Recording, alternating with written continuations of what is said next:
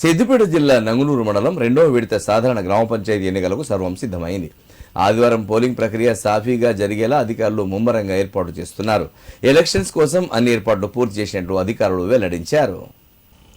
నంగునూరు మండలంలో 25 గ్రామ పంచాయతీల్లో 2 గ్రామ పంచాయతీలు ఏకగ్రీవం కాగా మిగతా 23 గ్రామ పంచాయతీలకు మొత్తం 84 మంది సర్పంచ్ అభ్యర్థులకు 220 వార్డులకు 40 వార్డులు ఏకగ్రీవం కాగా 180 వార్డుల్లో మొత్తం 443 మంది వార్డు సభ్యుల అభ్యర్థులకు ఆదివారం రోజున పోలింగ్ జరగనుంది.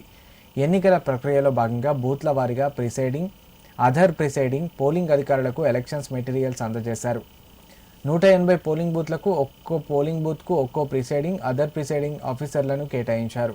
4 జోనల్ ఆఫీసర్లు, 8 మంది రూట్ ఆఫీసర్లను నియమించారు. ఆదివారం ఉదయం 7 గంటల నుండి మధ్యాహ్నం 1 గంట వరకు పోలింగ్ జరగనుంది. పోలింగ్ అనంతరం సర్పంచ్, వార్డు సభ్యుల ఓట్లను వార్డుల వారీగా లెక్కింపు ప్రక్రియ ప్రారంభించి సర్పంచ్, వార్డు సభ్యుల అభ్యర్థుల గెలుపు, ఓటమి ప్రకటించనున్నారు.